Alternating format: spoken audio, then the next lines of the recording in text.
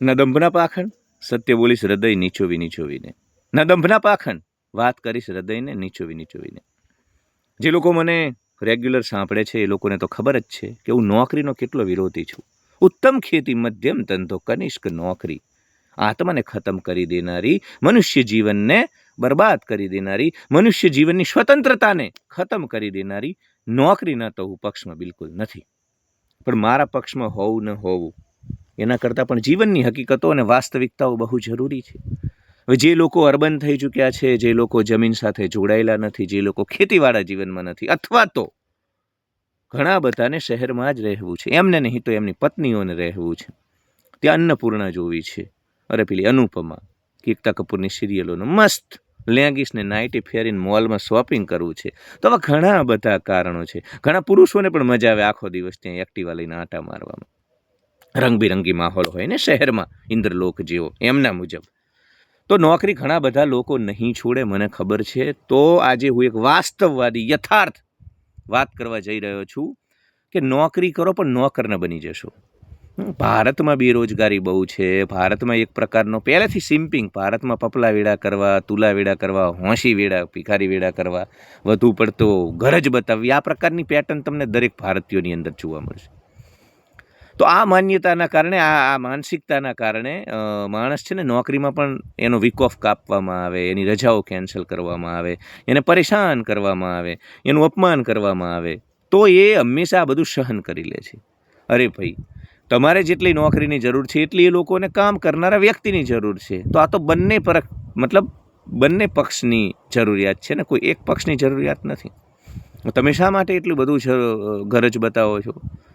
અને તમે ટેલેન્ટેડ છો, તમે કામચોર નથી, તમારા કામને લઈ અને તમે સમર્પિત છો, તો એક નહીં તો બીજી જગ્યાએ તમને નિશ્ચિત સારી નોકરી મળી જ જવાની છે.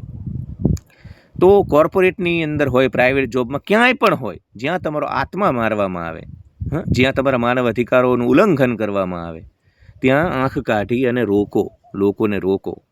લોકો નોર્મલ બનાવી દીધું છે. તમારા ટોક્સિક, નાર્સિસ્ટિક 2 પ્રકારના મેનેજરો છે ને, એ તમને ગમે ત્યારે ગમે તે વસ્તુ કહે છે, તમે પ્રતિક્રિયા નથી આપતા, તમે સાંભળી લો છો. આ બધું નથી ચલવી લેવાનું. મને સાંભળો છો, નોકરી સન્માન કર, એ ભૂલી જાઓ. તમારે ઓવર ટાઈમ નથી કરવાનો ભાઈ, કોઈ ન કરાવી શકે. Why you are doing overtime? તમારો વીક ઓફ ભાઈ.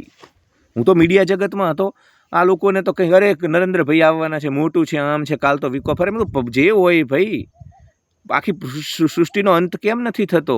હું મારો વીક ઓફ નહીં છોડું. એટલે તમે ક્યાંક ને ક્યાંક પપલા વેડા, ગરજ અને તમારી પોતાની ફ્રેમ તોડી દો છો. એના કારણે પણ ખૂબ નુકસાન થાય છે. તો આ નુકસાન નથી કરવાનું મારા વાલીડાઓ. આ નુકસાન જ્યાં સુધી તમે કરતા રહેશો ત્યાં સુધી નહીં મેળ પડે. તમે તમારી ફ્રેમ મેન્ટેન નહીં કરી શકો. એટલે એ પહેલાં તો એ વાત તમારા મનમાં રાખી લો કે ઈએમઆઈના બિલ્સ ભરવા માટે, મકાનના હપ્તા ભરવા માટે અને જે વિવિધ પ્રકારની જરૂરિયાતો છે એ પૂર્તિ કરવા માટે તમારે જેટલી નોકરીની જરૂર છે એટલી જ નોકરીની જરૂર આ લોકોને પણ છે. વહાલા મિત્રો, બધાને છે એટલી જ નોકરીની જરૂર. તો એ એક પક્ષીય જે ઘર જ આપણે બતાવ્યા કરીએ એમને પણ જરૂર છે ને કામદારની. ભાઈ તમે શા માટે? અને તમે આવો માહોલ કરો છો એટલે આખા ભારતમાં નોકરી કરનારા તમામ લોકોનું શોષણ થાય. બંધ કરો તમારું પોતાનું શોષણ કરાવવાનું. હું ઘણા બધા ઓફિસમાં જોઉં, હું જ્યારે નોકરી કરતો, પુરુષો, છોકરાઓ, મરદ, એમને કંઈ પણ કહેવામાં આવે, મતલબ એમના મેનેજર દ્વારા એ કંઈક 15 મિનિટ જમવા માટે જાય બ્રેકમાં, તો આવે એટલે બહુ જમ્યા હો તમે તો, હી કાલથી વહેલો આવી જઈશ. અરે કે એને ચીંગુર મરકટ, કીડા મકોડા, કીટ પતંગિયા, ચામા ચીડિયા કે કાલથી કલાક મોડો આવીશ. 1 કલાકની બ્રેક હોય, અડધો કલાકની બ્રેક હોય.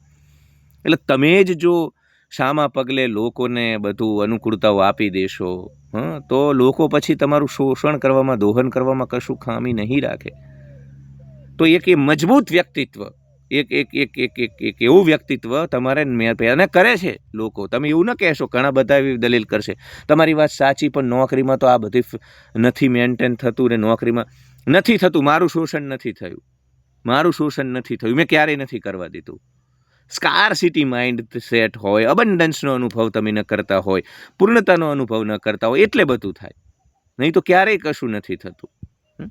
એક મરદ માણા એ ક્યારેય એક આલ્ફા મેલ સિગ્મા મેલ એ ક્યારેય કશું જ પણ અનુભવ નથી કરતો. આ જે એ તમારી અંદર આત્મવિશ્વાસ નથી, એટલે તમે તમારું શોષણ કરાવો છો અને લોકો તમારું શોષણ ખૂબ મસ્તીથી કરે છે.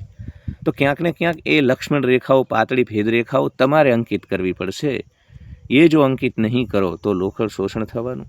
ગમે ત્યાં સમાજ જીવન, પરિવાર, કોઈ પણ રિલેશનશિપની અંદર તમે જો લક્ષ્મણ રેખાઓ નહીં ખીંચો તો તમારું શોષણ થવાનું નિશ્ચિત છે અને નિશ્ચિત છે મિત્રો. તો આ શોષણ ક્યાંક ને ક્યાંક તમારે બંધ કરવું પડશે, તમારું શોષણ જે તમે કરાવો છો. અને એના માટે આત્મવિશ્વાસ જોઈએ. જ્યાં સુધી માણસમાં આત્મવિશ્વાસ નથી, જ્યાં સુધી અભાવ, સ્કાર્સિટી, અભાવ, એને એમ લાગે કે મારું શું થશે, આ નોકરી નહીં રહે તો મારી જમીન ખસી જશે, આ પ્રકારની ભાવનાઓ જ્યાં સુધી હોય ત્યાં સુધી તમે શોષણ નહીં રોકી શકો. એટલે ફસાઈ ચૂક્યા છો. મૂડીવાદી રાક્ષસ અને એનો સેનાપતિ કન્ઝ્યુમરિઝમ તમને ફસાવી દીધા છે. એટલે હું અમુક એક અંશે તો હવે હું વિવશ છું, તમે પણ વિવશ. જો કે તો પણ છૂટી શકાય, પણ ઠીક છે, મારે તમને બહુ જગાડવા નથી ભાઈ. જેને રહેવું જ હોય, બિલ્સ પે કરવા હોય, ગધેડાની જેમ આખો દિવસ દોડવું હોય, કોર્ટિસોલ હાર્મોન પેદા કરવો હોય, સ્વતંત્રતાનો શ્વાસ ન લેવો હોય, શાંતિ સુકૂનવાળું જીવન શું હોય, આ પ્રકારની કલ્પનાઓ જેની અંદર નથી એ માણસને ન જગાડી શકાય. તો ઝીંગુરો, મરકટો, કીડા મકોડા, કીટ પતંગિયા, ચામાચીડિયા, ચિલ્લર ચમન ચોમુઓ, I don't want you to be awake, enlighten, awakened. Okay, તમારે જે કરવું હોય કરો ગધેડાની જેમ મજૂરી. તમારી પાસે બીજો કોઈ રસ્તો નથી. તમે અર્બન કીડા મકોડા થઈ ચૂક્યા છો, તમે ફસાઈ ચૂક્યા છો, તમે મૂડીવાદી વ્યવસ્થાઓના પીડિત બની ચૂક્યા છો. તો કરો, પણ કમસે કમ આત્મસન્માનની રક્ષા કરો, કમસે કમ શોષણ ન કરાવશો. ધોળા દાડે તમારું જે ત્યાં ભયંકર શોષણ કરવામાં આવે છે ને, એ શોષણને રોકો. કેમ કે એ શોષણને જો તમે નહીં રોકો તો આ ખેલ તમારા માટે ખતમ નહીં થાય. એટલે મહેરબાની કરી અને એ શોષણને રોકો. કેમ કે જ્યાં સુધી શોષણને નહીં રોકો ત્યાં સુધી લોકો તમને દયા નહીં કરે. લોકો વાતો કરે છે ને, દયા, કરુણા, બધી મોટી મોટી ચીકણી ચૂપડી સુગર કોટેડ, જિસકી લાઠી ઉસકી ભેંસ, એવું જ હોય છે. સર્વાઈવલ ધ ફિટેસ્ટ હોય છે. તમે તમારા માનવ અધિકારોની રક્ષા કરવા માટે તમારું વ્યક્તિત્વ મજબૂત બનાવી લો. તમે તમારા માનવ અધિકારોની રક્ષા કરવા માટે તમારું વ્યક્તિત્વ ખૂબ આકર્ષક બનાવી લો. અથવા તો તમે એવા ઇન્ટિમિડેટિંગ બની જાઓ કે કોઈના બાપની હિંમત ન રહે તમને કશુંક કહેવાની. તો જ તમારા માનવ અધિકારનું રક્ષણ થશે. નહીં તો નહીં થાય. આ વસ્તુ લખી લો. એટલે ઓફિસ હોય, ગમે તે હોય, નોકરી કરવાની છે, તમે ત્યાં જાઓ છો, કામ કરો છો એટલે પૈસા મળે છે. અન્નદાતા નથી એ તમારા. તમે જે આ સિમ્પિંગ કર્યા કરો છો ને, અન્નદાતા નથી તમારા કોઈ ત્યાં. તો બંધ કરો. કામ કરો, ઘરે આવો, મામલો ખતમ.